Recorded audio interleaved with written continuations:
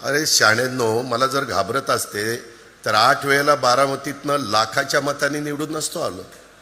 आता ते गावकीचा विचार करतात, पण भावकीला कुठेतरी विसरलेले आहेत. अर्थमंत्री आहेत, कुठेतरी निधीच्या बाबतीत त्यांनी तिथं विचार करावा अशी मी विनंती करतो. बोलत असताना काहींनी सांगितलं किंवा दादा गावकीकडे लक्ष आहे, भावकीकडे पण लक्ष द्या.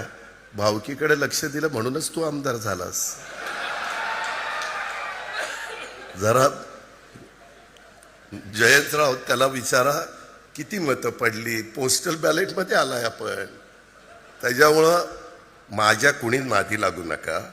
तुम्ही तुमचं काम करा, मी तुम्हाला एक अक्षर बोलणार नाही. दादा, आत्ताच्या काळामध्ये काही लोक आहेत, तुमच्याकडे बघितल्यानंतर तुम्ही भाजपचे नेते असला तरी तुम्ही भाजपचं खऱ्या अर्थाने सोनं आहात. बांधल्यात ते आता मला राख्या बांधतात माझ्या लाडक्या बहिणींनी. मी काय ते सलग गंडा कंडा बिंडा काही कुणाला घालत पण नाही, मी स्वतः पण घालत नाही. चंद्रकांत दादा नंतर कोण बोलणार आहे? या राज्याची तिजोरीची चावी कोणाकडे? मग चंद्रकांत दादा जर 1-0 वाढवत असतील माझ्या आकड्यामध्ये, तर 2-0 कुणी वाढवले पाहिजे? फार चुरू चुरू चुरू चुरू बोलत होता. म्हणलं गाडी फार फास्ट चाललेली आहे. पहिल्या टर्मलाच त्यांना वाटतं की मी मोठा झालो पाहिजे, मी भाषण केलं पाहिजे. मुलं ओ ओरडा, नुसतं ओरडा शहाण्यांनो, ह्या जातील पुढं आणि मग मुली ठरवतील. खरं तर एक किस्सा सांगतो. अधिवेशनामध्ये काही वर्षांपूर्वी मी भाषण केलं. अनेक लोकांनी सांगितलं चांगलं भाषण झालं, चांगलं भाषण झालं. मग मला दादांचा फोन आला, अजित दादांचा फोन आला. त्यावेळेस आम्ही एकत्रित होतो पार्टी म्हणून. आणि मग त्यांनी मला घरी बोलवून घेतलं. माझी अपेक्षा होती की त्यांनी सांगावं की भाषण चांगलं झालं, अजून चांगलं कर. त्यांनी सांगितलं की भाषण चांगलं झालं, पण एक गोष्ट महत्वाची तुला सांगतो. म्हणलं काय? अरे भाषण देत असताना, अधिवेशनामध्ये बोलत असताना तुझ्यावर कॅमेरा असतो, जरा बटणं जरा वरपर्यंत लावत जा.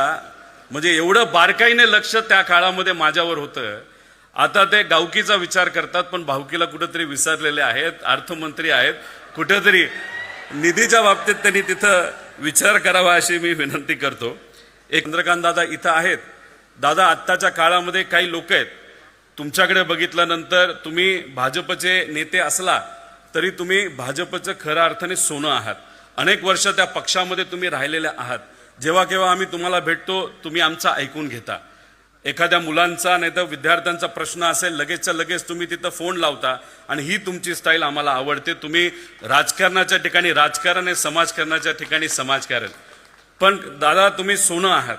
पण आत्ताच्या काळामध्ये काही बेंटेक्सचे लोक या जिल्ह्यामध्ये तिथं फिरत आहेत आणि खालच्या लेवलला जाऊन काही मोठ्या नेत्यांबद्दल तिथं टीका करतात. त्यामुळे या बेंटेकच्या सोन्याचं काय करायचं हे भाजपच्या खऱ्या सोन्याने तिथं लक्षात घेतलं पाहिजे असं मला तरी तिथं वाटत असतात. मगाशी माईंनी सांगितलं की ही जी बिल्डिंग आहे आपल्याला लवकरात लवकर बांधायची आहे. माझा 40वा वाढदिवस पुढच्या महिन्यामध्ये येत आहे. मी खूप मोठा नाही, पण एक तुम्हाला सांगतो, माझ्याकडनं एक सेवा म्हणून 40 लाख रुपये या आपल्या या बिल्डिंगसाठी तिथं मी देत आहे, फक्त सेवा म्हणून.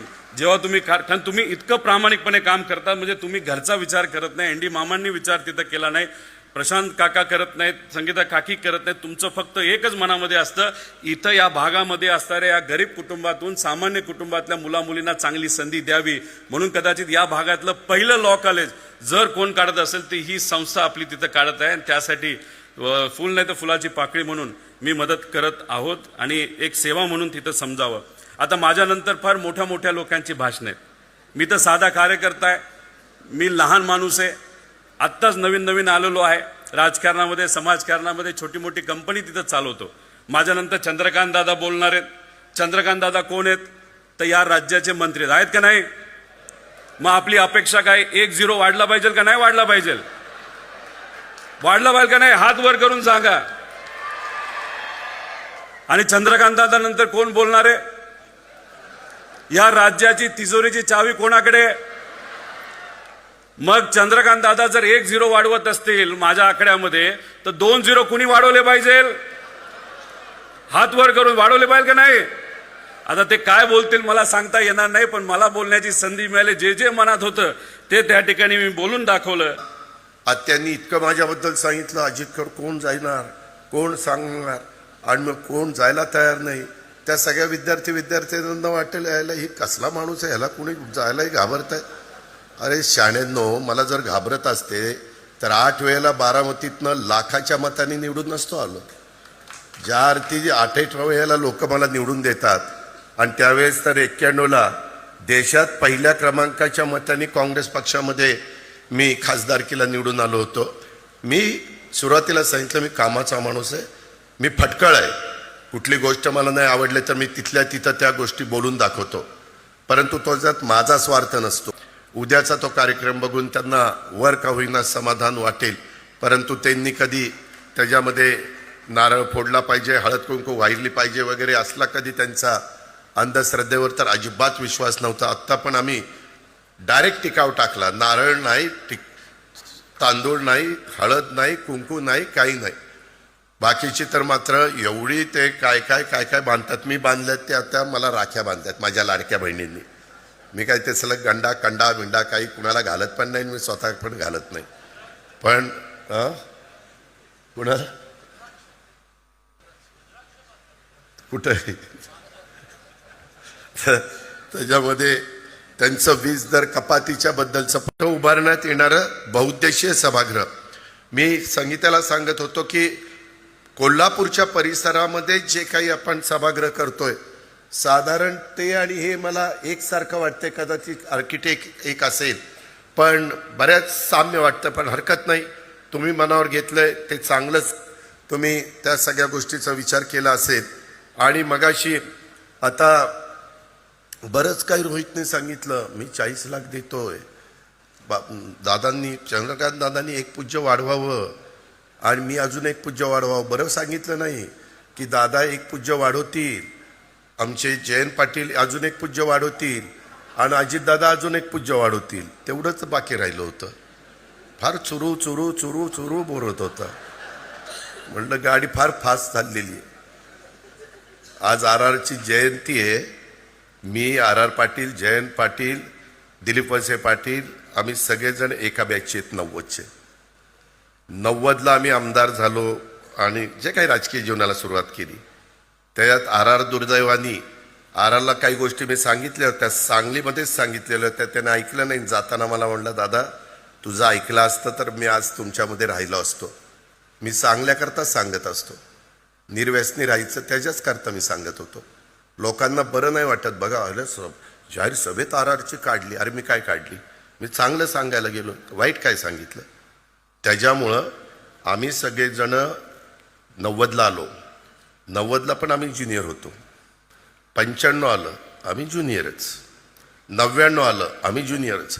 99ला तर विलासराव देशमुख, जयंतरावांना आठवत असेल, मुख्यमंत्री आघाडी करता कसं करायचं काय करायचं, त्यावेळेस पवारसाहेब, प्रफुल्ल पटेल, त्याच्यामध्ये पद्मसिंह पाटील, विजयसिंह मोहिते पाटील, त्याच्यामध्ये मधुकर पिचड आणि छगन भुजबळ हे सगळे राष्ट्रवादीचे नेते होते.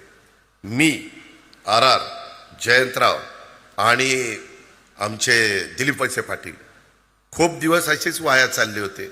शेवटी काय करायचं तर चौघं गेलो मेट्रो सिनेमात कुठला तरी चित्रपट आपण बघत बसलो.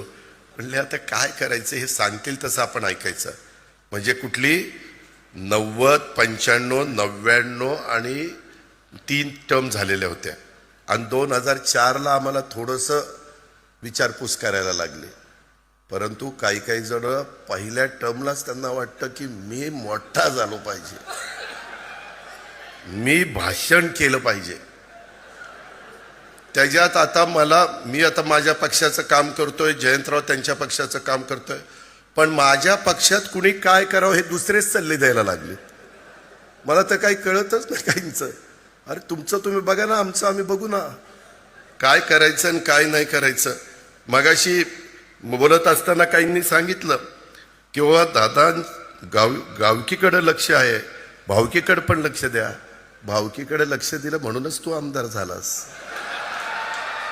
यावर तुम्हाला काय वाटते कमेंट बॉक्समध्ये लिहा. चॅनलला सबस्क्राईब केले नसेल तर नक्की सबस्क्राईब करा. जय महाराष्ट्र.